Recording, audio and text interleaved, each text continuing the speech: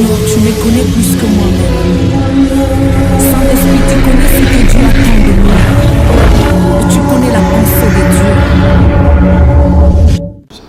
Nous avons supporter l'injustice. Nous avons versé dans la Bible. Nous avons innocent, nous avons un problème. Mais et donc, nous avons versé, on souffre l'injustice.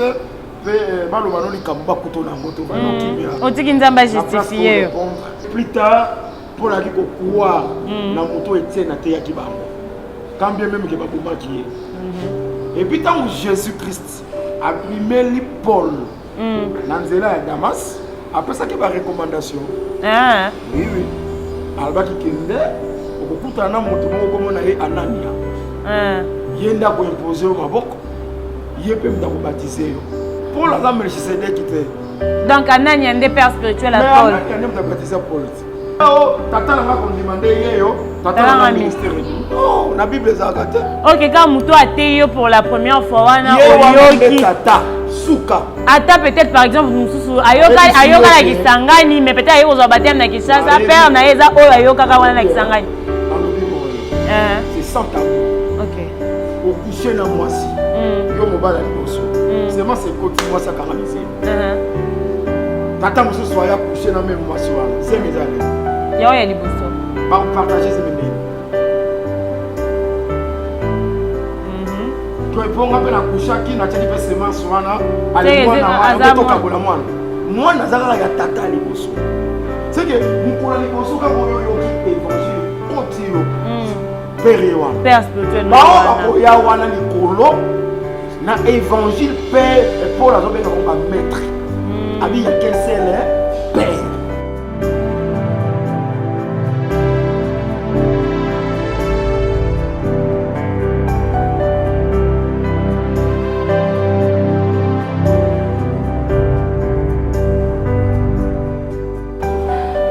Dans le Seigneur, shalom. Que la paix de notre Seigneur soit avec vous de partout, Bolanda Bisso. Vraiment, que le Seigneur vous fasse grâce. Peut-être que tu as des problèmes, tu peux avoir des difficultés, alors que cette émission te fortifie, que cette émission te donne encore la force de continuer, que cette émission est édifiée le sous et l'ongola peut-être.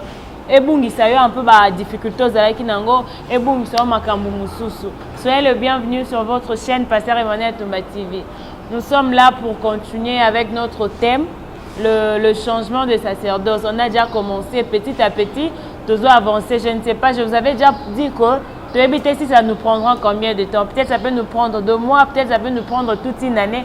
Et qu'on dépend tellement comment le Saint-Esprit a inspiré Moumbunaye. Alors, na dernier numéro de l'émission Le temps de réforme, le pasteur était déjà en train de nous expliquer, Isaac, si je ne me trompe pas, Isaac Exode 29, quand il était en train de nous expliquer, que sacerdoce c'est un service divin. Alors, c'était des gens qui dans le peuple à part. Donc c'était des gens mis à part pour le service de l'Éternel. Il nous montrait déjà comment est-ce que ces gens-là devaient être sanctifiés, parce que et puis au conduire celui qui sert dans sacerdoce, celui qui fait l'œuvre du Seigneur doit être une personne pure. C'est pourquoi on nous avait déjà expliqué comment sanctification on avait besoin, il y a jeune taureau, besoin de bélier. C'était là qui vraiment. Le pasteur était en train de nous expliquer pourquoi on prenait un jeune taureau, pourquoi la sanctification on prenait un jeune taureau. On a expliqué parce que c'était, on voulait juste dire que il doit être un homme fort, il doit être un homme jeune, parce que la jeunesse nous montre la force, mais la vieillesse est déjà faible.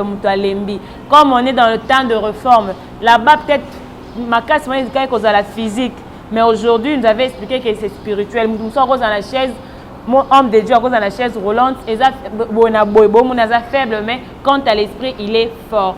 Alors nous continuons directement parce que le pasteur est déjà là. Parce que Boza est belé, pour qu'on puisse continuer l'enseignement. Bonjour pasteur Emmanuel. Oui, bonjour ma soeur, merci. Bonne santé. Oui, nous avons la grâce. Tout ça bien en Ok, le pasteur est là. Les lots, tellement on déclarer qu'on prend beaucoup de temps. Tellement tu réduit l'émission à 45 minutes. Pasteur, aujourd'hui, je ne veux pas trop t'apprendre à l'actualité. Je veux vraiment qu'on puisse avancer. Na thème, na biso, karato, zalakaka, figé, wana. Mais avant ça, il y a aussi une question par rapport à la dernière émission. Le frère, bon, on a invité celui comme on est, Oli Forever. Il avait dit que, Aza pour Makamboloba qui concernant Makam genre que na mosala nzambe père spirituel à Zalara parce que aucun aux allo dévier père spirituel à kozong sayo. Maintenant lui sa question était à Tuni biso alobi shalom naza pour frère Mike té pe na landaka yete. Mais motuna nanga eza selon maloba ya pasteur. Nani azalaki papa molimo ya apôtre Paul. Nzambe abengaka bato mususu sans que bazala peut-être encadré kaka boye mutu akutana nzambe nzambe ye moko père spirituel na yazo tuna pasteur a insisté qui sur père spirituel. Père spirituel, il y a apôtre Paul, c'était qui, pasteur? Bon, d'ailleurs, sauf que on a contexte. Il y a des chantre Mike. C'est comme si le corona vit des alaki. Oui. Je crois que Mato Balandi a fait sur raison que l'humilité les a sincérité. Droit de réponse. Et ça les mis. Donc la minute à moquer. C'est-à-dire au sentir que nous avons maître, nous avons contrôlé azate. Donc venir qui en les salami au sentir ba droit de réponse à fâcher parce que azala qui acte wana ba te belé ba comment qui pour lui on a dit c'est qu'il est innocent azali na ma bête. Maintenant le fait qu'il a parlé les prend nous barater. Voilà, il y a des sacrificateurs, il y a des prêts amitié libanda. Il y a des sacrificateurs, il y a des prêts amitié libanda. Il y a des mizongisi. Il y a des mizongisi.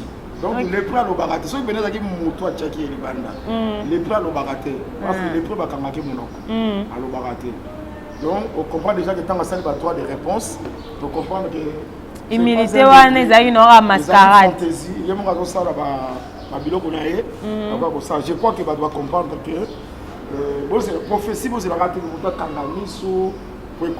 c'est-à-dire la parole de Dieu, si vous avez la maîtrise dans les ambassades, ils ont rappelé déjà prophétie, il y a dompté, mais la parole de Dieu, vraiment, si vous avez la maîtrise dans les ambassades, on comprend ni les œuvres ni les infos. Donc, pour Kebaki, dans la humilité, donc vous comprenez qu'il y a vraiment sincérité. Donc le frère Azaki, le maître, il y a tout. Malgré que la fois dernière, tu louais qui a un autre heureusement, pasteur, au tchèque qui est absolu, au tchèque déjà balistra, tu avais dit que ceux qui sont sincères. Ceux qui sont sincères. Donc il mon anikak. Parce qu'il faudra continuer à humilité jusqu'à la fin. Même si on va finir par le mensonge, pour ceux qui ont supporté l'injustice, pour les verser dans la Bible. Donc vous allez poser un innocent. Aux en ayant un problème, mais nous les cambomoko et choqué au verset au souffrir l'injustice mais malheureusement les camboba couteau na moto on dit qu'ils n'ont justifié au monde que je vous appelle alors on a contexte wana toujours le baboye na ko répondre frère d'abord il faut ayer baké avant Paul les 12 bazalaki oui. Les plus considérés dans la Galate. Colonne, c'est que déjà les colonnes. Et d'ailleurs, à Souetaki, on ne va pas passer d'association. C'est qu'on se sentir que c'est inférieur à Batumoko. Puis à reconnaître que Banda qui est Bosonanga. C'est que Yazaki na Simana Bango. Et puis Paul. Oui. Tant que vous métier, Paul Azalaki wana, bantu bazoko bambetier mabanga Paul asimbila ki bango bilamba. C'est tant que tienne azoteya. Paul Azalaki bolo que tienne. De dire ma terre Étienne est la sémence pour Paul. Et plus tard, Paul a dit qu'on croit na moto Étienne na terre ki bango. Quand bien même que babuma qui est. Et puis tant que Jésus-Christ a primé Paul. Nanzela et Damas, après ça, il y a une recommandation. Oui, oui. Alba qui kende, au coup de moto, comme on a eu Anania. Yenda pour imposer au Mabok, Yepem da baptiser. Pour la dame Melchisedec qui était Donc, Anani a des pères spirituels à Mais Paul. il y a même baptisé Paul. T'es que genre qu'on baptisé quand même encadrement dans c'est-à-dire le père et ça ceux qui battent parce que les gens peuvent avoir la confusion dans quatre ensemble de saints ceux qui battent le père spirituel c'est comme si par le diable non par le père dans la foi ce qu'on a raté foi et ça musulmi ton foi et ça quitte mais la foi est spirituelle bah j'ai des mots tant père dans la foi. Balingo le bagaza père biologique était, asa père physique était, père charnel était, opposé à oueza charnel spirituel. Donc on compte pas tout ça va débat parce que ça est n'a j'ai des mots. Père spirituel n'a père dans la foi. Difficulté à compréhension et ça m'a cassé. Surtout dans ma gêne et allélo. Donc si on dit père spirituel et ça l'a caté. Père dans la foi. La foi c'est quoi? Mais la foi c'est spirituel. Ok. Donc moi j'ai des mots où sentir que parce sur le temps parce que c'est ça. Ton type quoi? Donc c'est ça. Et puis tant on se dit ça préciser père dans la foi. C'est comme si père a ministère à Zalaka. La Bible est Zalaka. Parce qu'on a un seul père spirituel. Il y a un père dans la foi. Tu as un père spirituel? Mais oui, ok. Mais nous avons accepté, nous avons affirmé. Ah, on a un débat. On a un argument très solide. Verset à la pluie. Donc, ça jette des mots. Puis, on a ça. Verset où l'apôtre Paul a dit à Timothée qu'il y a un dispute des mots. Donc, ça a un débat, ça va dispute des mots. C'est écrit pour la zone de Timothée. Donc, il y a l'évangile, attaque aux spirituels, bagage intellectuel, ça peut être très important. Donc, toutefois, ça a une base. Les fils qui ont école de base, école primaire, à ça. On a une base pour comprendre. Marambonza. Au moins, on a besoin d'enfer. Mais si on a dit, on a peut-être la traduction moko. Et on peut après, on va traduire. Fait à GN, secondement comme l'enfer. Mais si on entend dans la Bible, l'enfer est exact, mais les gens prêchent l'enfer. Mais si on dit père spirituel, et ça l'a gâté. Mais si on entend enfer, enfer peut la Bible exacte. L'Apocalypse, on n'a pas dit de l'enfer, mais nous prêchons l'enfer. C'est quoi besoin en haut? Et ça, c'est quoi le problème, les alliés, ça veut dire Moana. Et ça, a une définition. Quand on se dit que Makambo, ils ont ça le kokani. Donc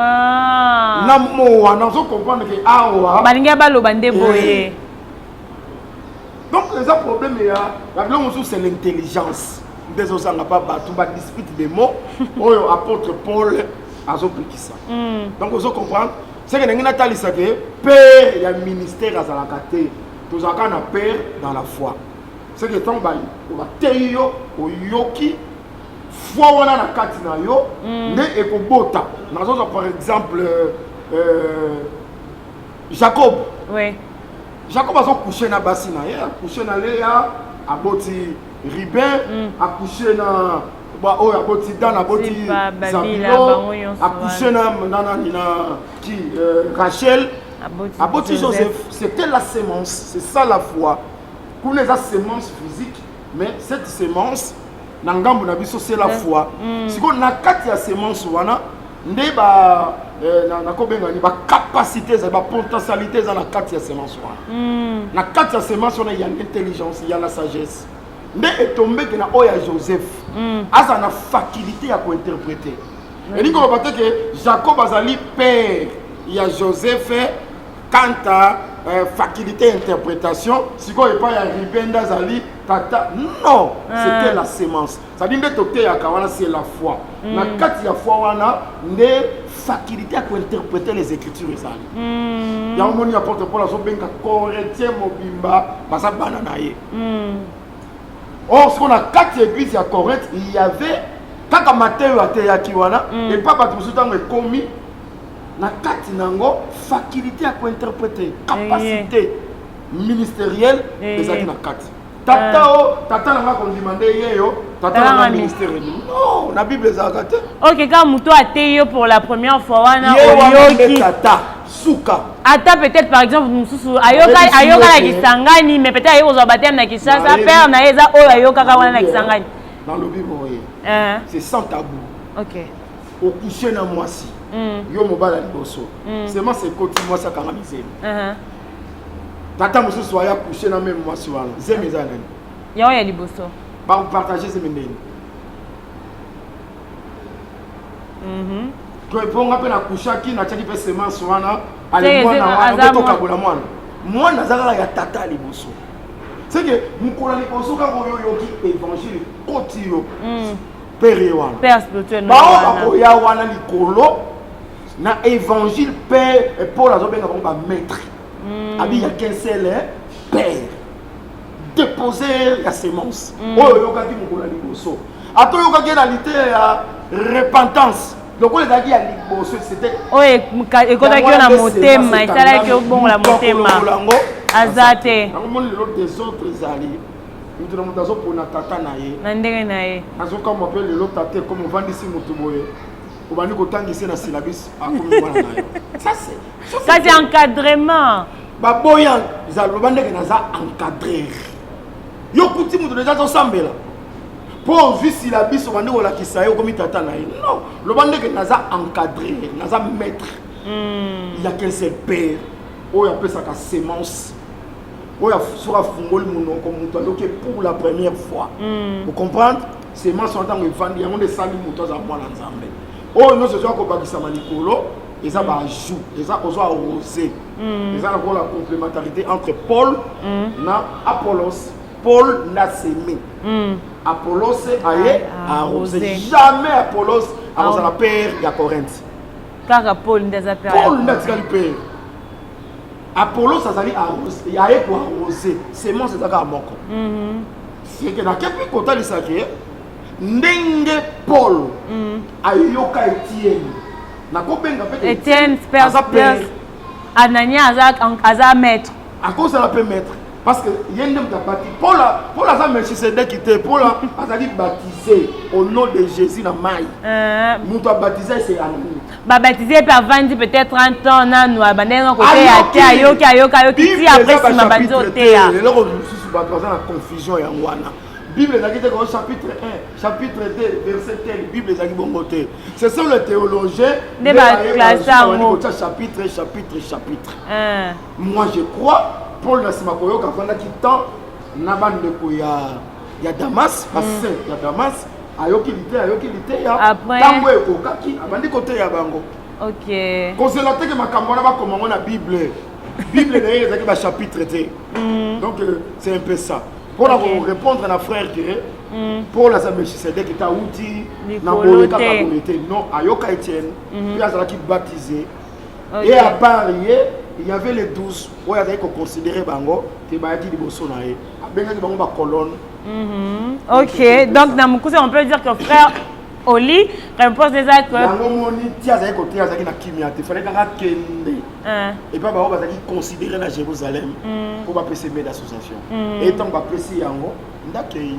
OK, donc frère Oli OK okanga que apôtre Paul père spirituel nae eza Étienne. Mais Étienne.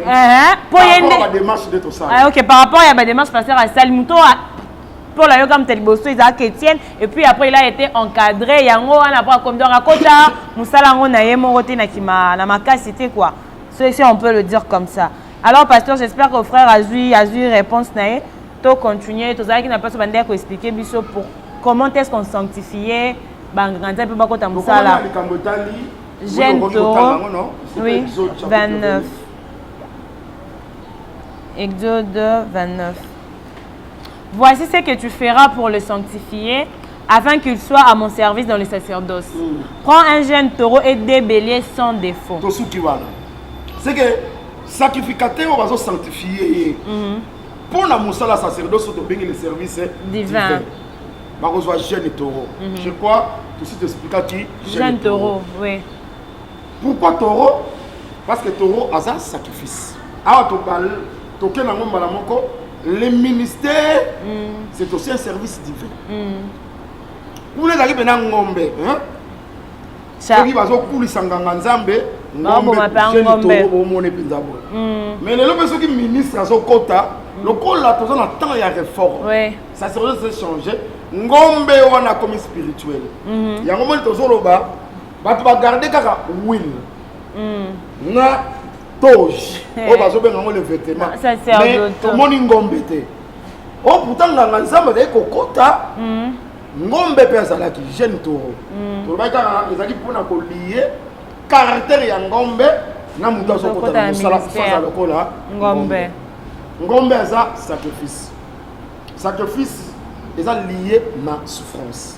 Cher bien-aimé, mosala nzambe eza mosala ya koseka te oyo naamona lelo moto bazokulisa ye bazoétablir ye ministre azosepela c'est comme ça gagner eloko moko boye et il y a des gens oyo baza koaspire nango tozoloba bango te mpo tointimide bato tozoloba bango te ke mpo topekisa bato bakota na mosala bonganga te naza nani naza pamba nga te mona kokopekisa bato yokota be yokota te nzambe ne mtabengaka moto mais tozotalisa bato baréalité est-ce okokoka na ngombe aza sacrifice est-ce okokoka basacrifice oyo eza na kati ya ministère soit 2 Corinthiens chapitre 11 verset 22 2 Corinthiens chapitre 11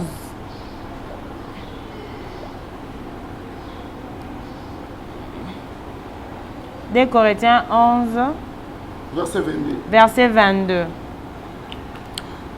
Sont-ils hébreux? Moi aussi. Oui. Sont-ils israélites? Moi aussi. Sont-ils de la postérité d'Abraham? Moi aussi. Sont-ils ministres de Christ? Je parle en homme qui extravague. Je le suis plus encore. Par les travaux, bien plus. Abi Nazali ministre, encore par quoi? Par les travaux. Par les travaux. Le ministère est athée qu'on vendit na biozo zela, ozo rêvé bureau moko climatisé. Pour la ministre na ba vestete. Pour la ministre te ba na ko gangela ka bato. Azwa le tessi ya bato, mais pour la ministre par les travaux. C'est que un ministre c'est un travailleur comme le B. Parce que B asa nyamwa salaka. Oui. Continuez. Par le coup. Par bien plus. Asa yango le sou par les coups. Lelo komonaka mon coup boye mutatomboki. Nasa ministre, ozo rappeler ozo ministre toye, ozo ministre. Pourquoi beaucoup de rappels?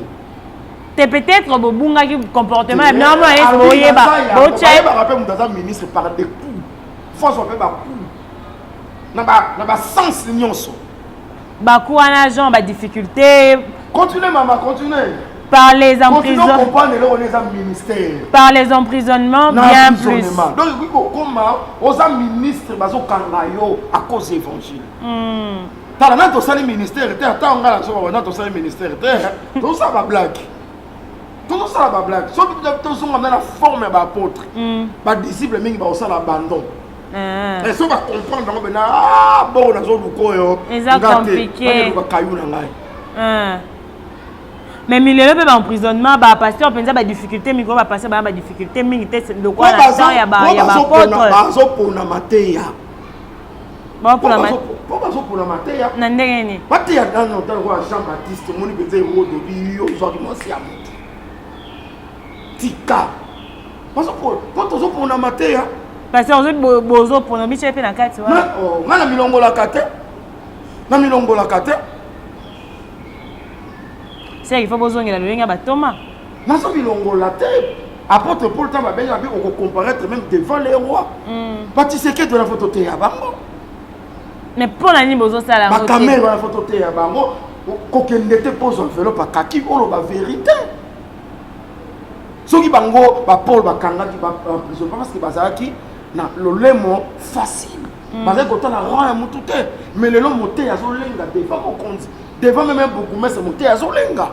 Mais Paul va dire que Lenga, ceux qui ont condamné, il y a un moment emprisonnement, il y a un danger. Même pour le pouvoir, il y a un Hérode.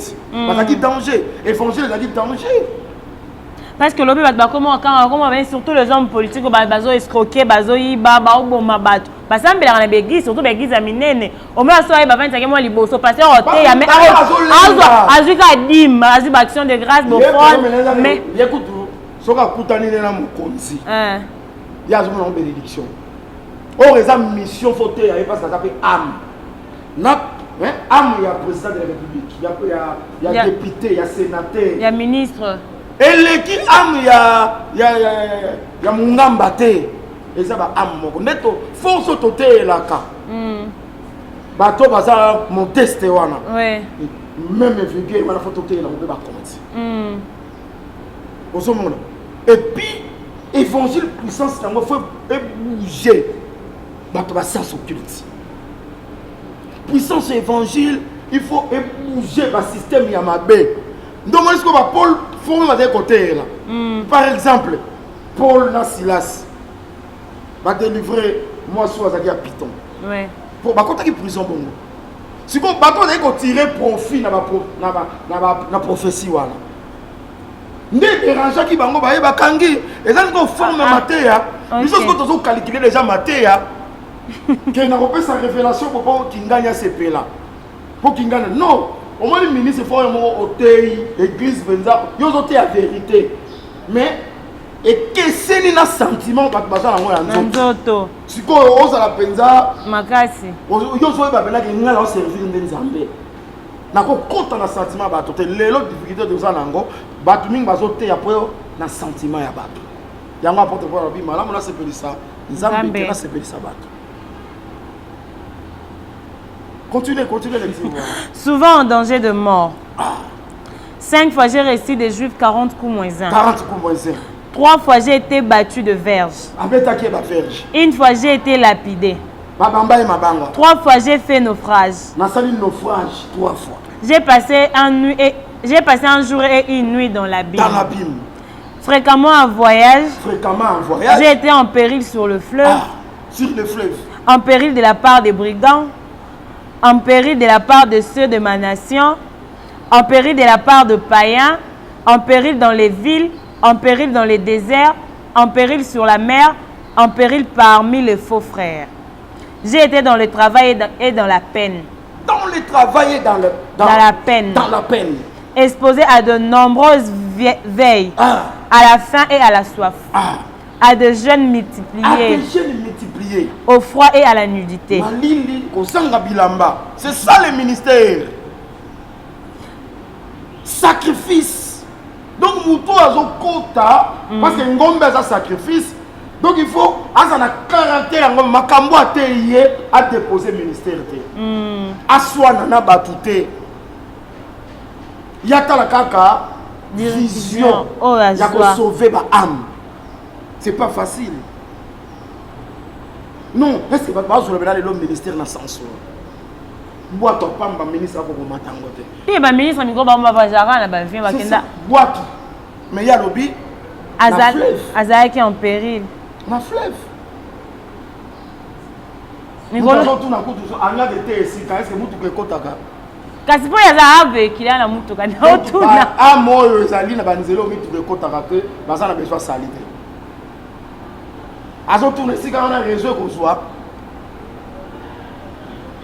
Soit amoni eza côté mo ya kati. Nous sommes scandalisés na bibi bon besoin ça na ba niveau ya côté na ba village te. Mais Jésus-Christ a été de ville en ville, de village en village. Oui.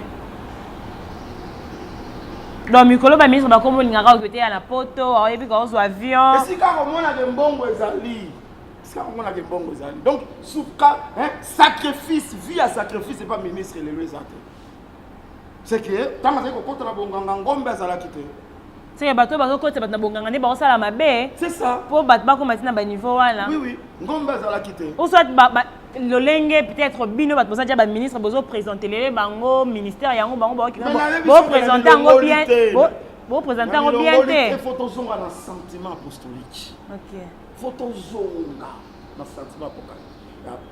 Donc il y vraiment dans ça très révolté. Très révolté.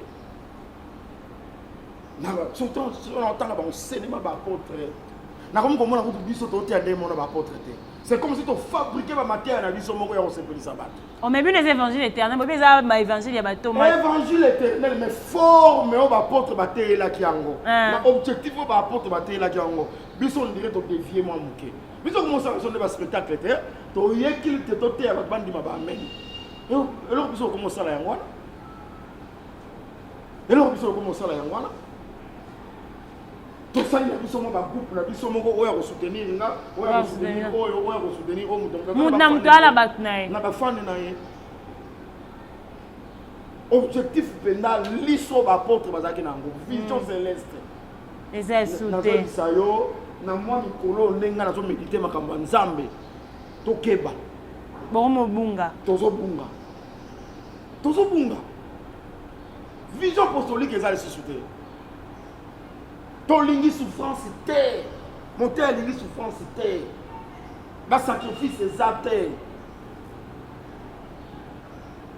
jamais un sacrificateur akota na sacerdoce sans que jeune toro azala lokola changé c'est que ministre pesa okota fo jeune toro azala c'est que lelo eza spirituel fo kokana toro fo zala na vie ya sacrifice eza te tolingi souffrance te travail eza te surtout mikolo comme omona te pasteur giso déjà efungwami mwa ndambu pasteur asala esu suivi te tellement bokoma badépartement ekoma na église département suivi bango bazwaka bandimi pasteur yo oyeka dimanche na veste te ozima bonze esili oyebike na semaine bato bakosala bango suivi bazali eza mabe faut travailler ça là c'est ça moi nde pour la définir abi nazali ka ministère te na koloba parce que lelo ya biso ezosukaka na koloba kasi bolobaka ministère eza mbanga yango peut-être bosukaka wana na mbanga te esuka na mbanga te à part mbanga nazondima mbanga po ministre pe fozala mbanga fo yeba oloba verbe fo ezala mais likolo ya verbe sacrifice ezala ozomona bagene multiplier bavoyage ondimi mpe nozwi boite kaka kokende konome Christ esiko azalaki nome te esalama te est-ce que kuna mai ya milangi ezalaka mikolo batema bato alingaka so mpe mai ya riche ezo te surtout batei bamelaka bamai ya milangi toumeli awa tokoya kotarda je crois que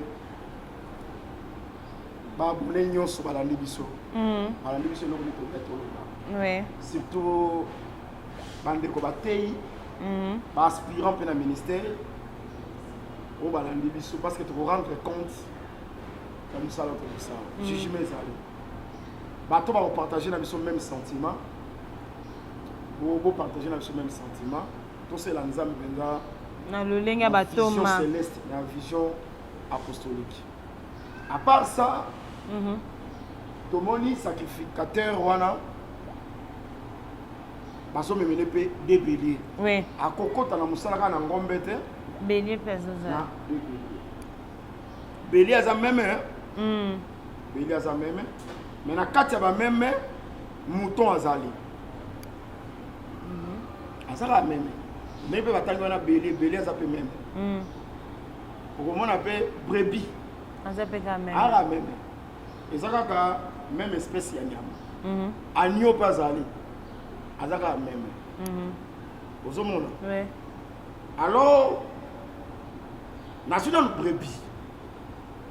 brebis aza meme mais aza femelle donc c'est que meme ya mwasi nde bazobenga ye brebis pourquoi brebis parce que sengeli asala naissance n'est-ce pas toza na temps réforme d'abord faut tomber mango par rapport à Christ parce que avant Eliezer late lamba Aaron il faut Aaron et Mouna dans la temps c'est que avant biso église au ministre Israël à la écriture il faut dans Christ y moko à la Aza femelle pourquoi femelle brebis parce que fallait ça là naissance c'est que brebis d'abord c'est Christ parce que Christ a appelé moi aussi. Oui. Vous avez Jérusalem, bino bazo bo mabasakoli. Nabo batindela ki bino. Dangangi na sangisa bino, ndenge soso ya mwasi. Asangisaka bana na ye. C'est que Christ a mis bengi kaza mwasi. C'est que azaka pe femelle. Pourquoi ce soit nature ya kozala mwasi po a après sa naissance. Après sa naissance, après sa vie. Parce que si on peut déjà on produire vie. Oui. Yango mona Rachel pe abotaki oyo aboti akufi mpe azobota azokufa libanda ville elingi kotalisa ke Rachel moko mpe ya solo akoya akobota libanda ville ya kokufa mwana tikali parce que Christ ntango azokufa na croix azali so ande naissance ya église parce que Rachel abota Benjamin aza mpe type ya église. Pourquoi?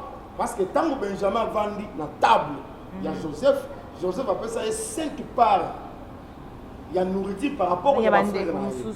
Oh biso na table ya Christ tozwi mpe 5 oyo ezali les Éphésiens chapitre 4 verset 11, c'est-à-dire apôtre, docteur, prophète, pasteur, évangéliste. Donc Benjamin aza type et ya église. C'est que l'église a botami à partir ya croix. C'est que mort ya Christ et pesi naissance na vie. Oyo toza nango lelo na kati église. Yango na Christ sengala za la brebis comme femelle. Au somona. Azali pe agneau. Exode chapitre 12 verset 5. Bandeko na ndako pe boso totanga Exode chapitre 12. Vas-y, on verset combien? Verset 5. Verset 5. Ce serait un agneau sans défaut, mâle âgé d'1 an.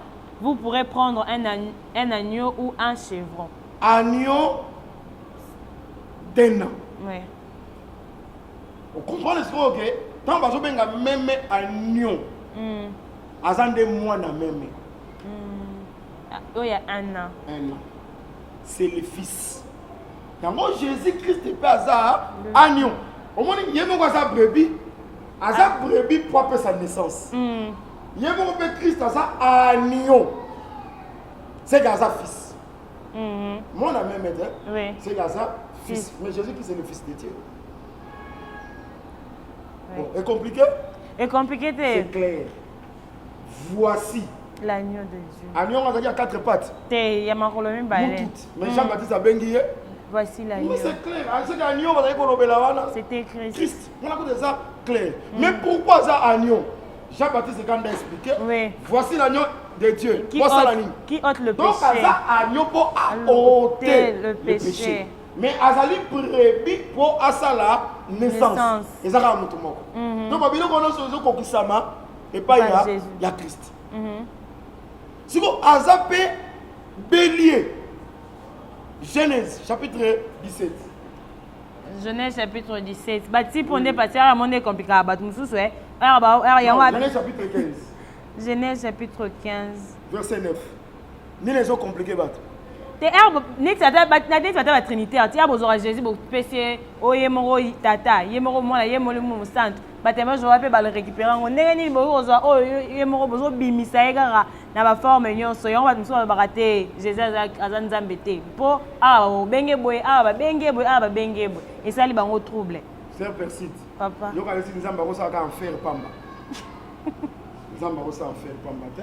En faire pe salami na tina. En faire pe salami na tina. Pour batu ba kota. D'ailleurs apôtre Paul a séparé par lui que nzambe azotinda bango esprit.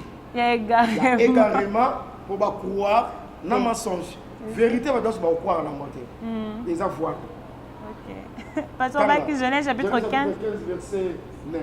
Verset 9. Et l'Éternel lui dit, prends une génisse de 3 ans, un chèvre de 3 ans, une chèvre plutôt de 3 ans, un bélier de 3 ans, une tourterelle et une jeune colombe. A combien de 3 ans, on va benga agneau, va bengi bélier. Mais ça va même. Dès la monnaie, on va avoir confusion. Bélier, même à mobile, même à mobile, on a des moutons. OK. Bélier, ça même par rapport à âge. Donc, Azanega même on va le mettre mouké. Ya what? Tant que mouké. Ba bengue bélier. Ah oui. Tant que suis âge. Ba bengue bélier. Bélier. OK. Au sommet, ba bengue bélier. C'est que agneau wana kaka. Le quoi ça 1 an, ba bengue agneau parce que ça moine. Kaka agneau wana soka ko ici 3 ans. Ba bengue bélier. C'est que azui maturité.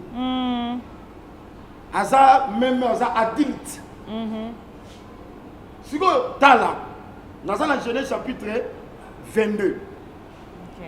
Genèse chapitre 22. Autant la yote. Ok, bon, on va attendre la date. Ok. Abraham a suivi. Babi, prends ton unique. Prends ton unique. Qu'il n'est qu'offrir en holocauste. A suivi Isaac. Oui. N'a pas serviteur. Tant qu'on va salir 3 jours, il y a marche. Isaac a réclamé. Abi papa n'a moni. Bakoni, n'a moni moto, couteau, tout ça. Mais wapi? A tout la Guinée. A tout la sacrifice. Où est l'agneau?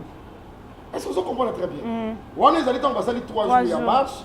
Il a tout dit, où est l'agneau? Abraham a répondu. Nzambe a ses pouvoirs. C'est que Nzambe a remis sur l'agneau. Tant qu'on a agneau au salon. Et donc Abraham a répondu qu'il y a tout dit agneau. C'est qu'on curieusement. Quand on a commis la morija, on a ses pouvoirs na agneau, na moni bélier. Pourquoi? Si on est là, on faut un misou. Si on est avec le monde, na ebandeli agneau, mais tant qu'on a commis na hôtel. Et commis bélier. Hôtel c'est la croix. C'est que na débit. Tant qu'on a tout agneau, ça dit Jourdain. Et tant que Jean-Baptiste a présenté, voici l'agneau. Agneau, ça a combien d'années? 1 an. Si vous avez 3 ans, ok. Bélier. N'est-ce pas? Mais Christ est en bandit dans Jourdain. Voici l'agneau. Et ça, bon côté. Si vous avez comme on croix, Christ a sali combien des années? 3 ans. Jourdain, tu crois? 3 ans. C'est 3 ans. C'est que quand l'agneau va présenter dans Jourdain, na croix. A commis bélier. Bélier wana daga oye Isaac atunaki. C'est que ko banda wana na ete so comprendre. Non comprendre. Il y a marche à tout l'agneau. C'est que la loi, les prophètes et les psaumes les batuni agneau. C'est que tant mon peuple koleki, banzembo eleki basakolaki Christaye comme agneau. Si ko yé peut en travailler, ti la croix 3 ans a comme bélier. Il faut matane kulu sur le kola mbeka oya koka. OK, akio matate atanka agneau. Oya komela. Si vous avez bélier a su place à Isaac. Oui. Maman, vous avez dit pour ôter le péché. Azali brebis pour sa naissance. Azali bélier pour avoir place. Il y a Isaac. Normalement, c'est Isaac qui nous a fait mais Isaac a épargné na jugement, na condamnation. Na place na ye bélier mutazo mata. Donc Christ a su place na biso. Na ekuluso. Parce que l'apôtre Paul a dit frères, vous comme Isaac. Isaac a ça la assemblée des frères. OK. Oyo tozaki condamné na péché adamique, mais bélier a su ici kana biso. C'est que bélier oyo azali Christ. Si on tente tozongi sikoyo na temps de réforme. Na kotal ça c'est comme ministère donc on appelle service divin. C'est que les lopes ministre tant vous allez kokota faut tout le monde appelle bélier. OK. Pourquoi bélier? D'ailleurs bélier ça lui même dans la maturité. Oui. C'est que ministre immature. Azarate. Azarate. Yango les autres sont ma ministre bélier comme yebana. Ayebana mais son hôtel en soi boisa bébé. Spirituel. Immature. Autant les macambazo comme on a Facebook, aux on dit matin, à ministre, toi à ministre. Autant les cas ma publication, ma photo. Autant les cas donc, tant que vous avez même on a bélier, même on a maturité. On a cadre maturité. Ministre, on a face à la maturité. Spirituel, kaka, tona ya bo nyonso mi balé sanga. Oui, moi si moi voyez la confession. Moi, c'est la confession, quand ça l'a dit, je suis dans mon ministre. Gérer confession. Oh, il faut bomber. Est-ce que c'est pas bombe?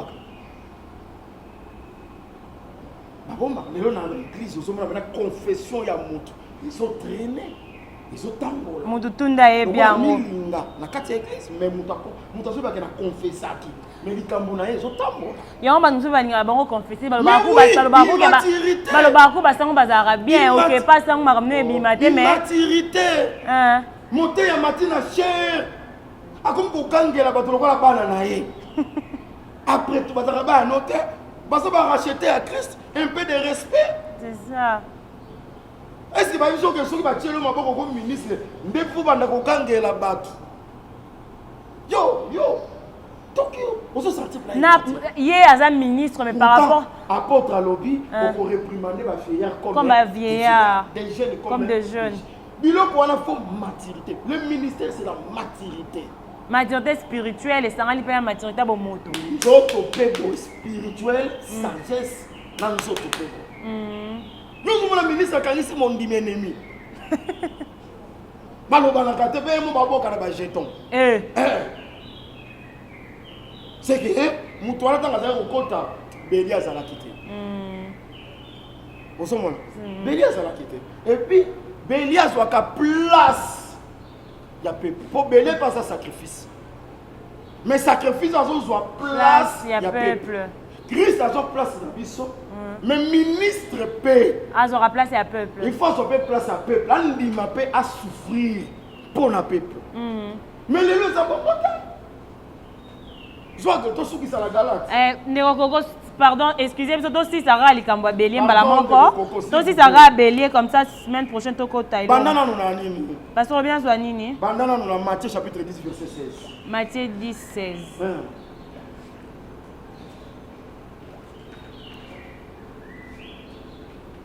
Voici, je vous envoie comme des brebis au milieu de loups. Soyez donc prudents comme le serpent. Je vous envoie comme des brebis au milieu de loups. Mutazo ba wana nani Christ. Azo tinda banani ses apôtres. Azo benga ba apôtres baza ba brebis. Donc les brebis baza ba mémé. Azo tinda bino lokwa ba mémé. C'est le ministre azaka mémé. Je vous envoie comme des brebis. Na tinda bino lokwa ba mémé. C'est le caractère du ministre qui kokana ya mémé. Osomona. Même à sa place, il y a Isaac. Ministre peut faire sa place, il y a Isaac. Il y a un moment où on a compté au cours de Bonganga, caractère, il y a même fois à la carte, il y a un salon. Spirituellement, ministre a son compte à quoi même mettre. Est-ce qu'on soit fait place? On dit moi souffrir pour la brebis, pour la moi dans un beau hôtel. Tout ce qu'on a hôtel à terre. Moi, dans les ambabeli, on fait place na ye. On dit pour souffrir. Est-ce qu'on l'a à l'hôpital? Pour nani? Pour la mondimina. Moi, la molimo. On dit nous on veiller. On compte mango. Non, il y aura c'est la souffrance. Hein? Mais ma passion va sur la le sang. On dit moi belle à Rosora. À Rosamela Ponaye, mais peut-être souffrance. Galates chapitre 4 verset 19. Galates 4. On va ministre de Bangwela Mabonza. Kotonga va prendre Mabonza.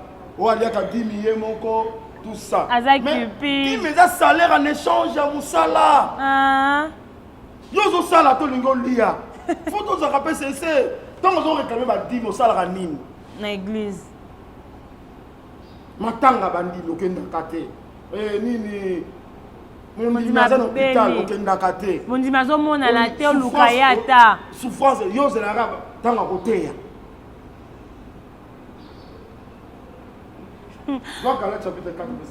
Galates chapitre 4 verset 19.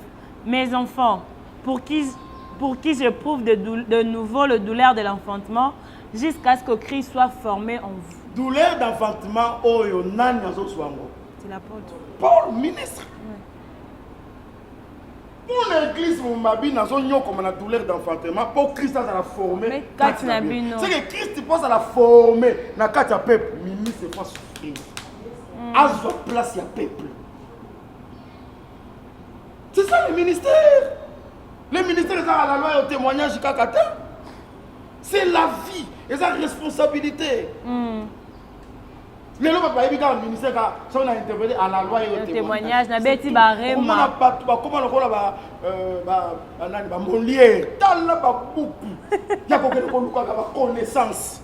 Pour un matin, barema, après ça t'a dit tableau. Pour avoir connaissance wana. Mais so nzamba bengi yote. Makambo na zo bo ko sala ngote. Parce que pour ça la makambo faut zala nzambe ako grâce kati na yo. Parce que grâce kati on peut so ba pour ça wana.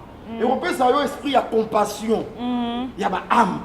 Tant on pour bien on souffrir. Yo pro côté na pas wana. Non, le monde dans c'est la grave et c'est ngoma on peut se battre. Papa ça on aussi que la brebis pas peut ça dimiter, yo peut ça sous dimiter. Mais tant on a un problème. Est-ce que vous allez avoir on place na ye. Christ a son place na biso. Pour la place il y a église mobimba. Mais pasteur de foi peut valoir. Quand même na Corinthe, ça c'est Corinthien avec Corinthien. On attend à moi ce qu'on va coller va commettre on dit qu'on réclamer va droit na ye. Abina ça qui m'a venu na terre qui vient gratuitement. Aïe pour réclamer après. Est-ce que la seule va venir la terre qui vient gratuitement? Habita là. Et ça dit pour ne pas créer l'obstacle à l'évangile. Oui. C'est que nous avant de réclamer ma droit, pour se sacrifier. Amitié na place na bango. Abandonner même quand on va tente. Aligner à souffrir car pour Christ a la formé na katiaba. C'est qu'à juste place. Mais pasteur de foi, tu vas l'église a déjà monté. C'est le sous bord mon sous. Aujourd'hui nani qui Onésime, azaki esclave et pas Philémon. Donc moi na musala na ye. Akima qui Philémon. Parce que la différence est entre domestique et esclave. C'est que mon as esclave, as souko, ako kima yote. Mais il y a kimaki. Parce que Paul t'a raconté na prison, t'es na prison zongi. Tant que comprendre que les esclaves à Philémon. Abisonga, a comeli collègue na mukanda. Abiso qui besoin de magina za collègue na yambaye. Nyongo na ye. Chango na ngai. C'est que Paul a eu place à Onésime. Mais pasteur, le pasteur va le rappeler, l'église est comme minene. On a par exemple on a 10 000 membres. Parce que Oroyeba makambo ya bango nyonso ndenge ni mususu pa ko kufelo ebite pourquoi parce que peuple est belé. Parce que wana pe o condamné ka pasteur que azotia azozo place bandimité bandimi baleke belé. Misusu kuta yeba ta bakomola bango te yebi bandango na bango te. Ce qu'on soit ba fulo à Paul Batea. Nzamba ko peso ka ba capacité. Na ba assemblée de saints, maintenant na ba assemblée de saints. Pour na la zo pa l'église, ils ont assemblée de saints. OK. Fiko yo. Bala misu ba l'église te. Bon. L'église est assemblée de saints. Et si quand l'ité à Thomas, ils ont été c'est l'église, dans l'église aura la pierre.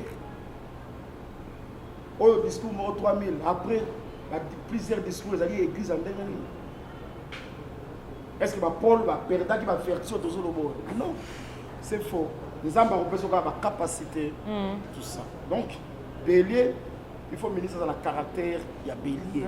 On dit qu'on soit place, il y a peuple. Pour participer à la souffrance, il y a peuple.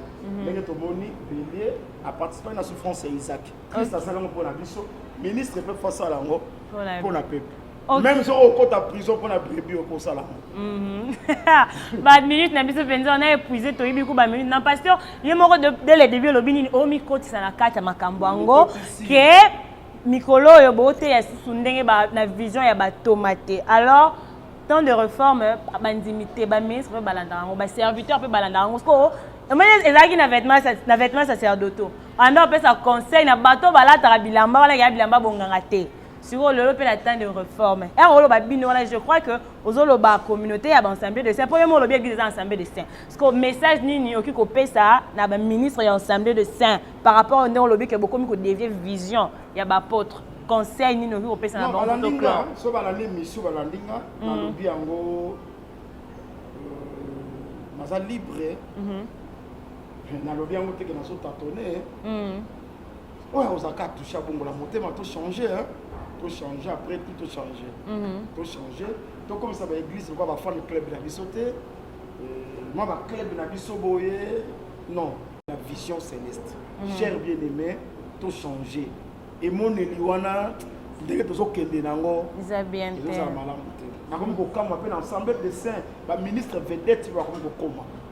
C'est pas bien tout ça puis na musala nzambe. La vision céleste, la vision apostolique. Donc tout changer dans ce qui bango les attaques. Tous opéza et ça le lien malam. Nous avons besoin de te prendre la bataille voilà. OK, d'accord. Oh, il y a un message balancé on a dit pasteur à l'objet que l'église est ensemble des saints. Donc à l'ensemble pour tout le ministre de l'ensemble tiens qui ma vision Dieu vous a établi ministre pour sauver des âmes, pour vous préparer l'église à la rencontre de l'époux. Alors boaba la nzambe humilité bo se repentir bo te abiso poto bika bo te abiso te pour que tous aba fan club tous mara ramène mais jour en on n'hérite pas le royaume de Dieu, ça sera vraiment misérable. Alors c'était votre mission le temps de réforme to comme vraiment la souka bo limisa biso poto ba to nous respecter 45 minutes mais l'autre élection ndambu excusez biso pona yango bo tika la brancher bo tika la scotcher frère Douglas tolobaki totiki makambo wana parce que yo déjà au supporter qui garant alors tozo c'est la retour na yo na pesi mbote na ba internaute nyonso balandaka biso bazalaka wana ya kozelaka ba numéro asika émission ya bon temps de refaire comme ça. Merci au bien aimé Coco. Je profite déjà de flasher binoka on est aussi en train de préparer un enseignement pour le mois de juin. Peut-être dans la prochaine émission, tu Sabino détail Moussoussou. Restez branchés plutôt scotchés sur votre chaîne Pasteur Emmanuel Toumba TV. À la prochaine. Bye bye.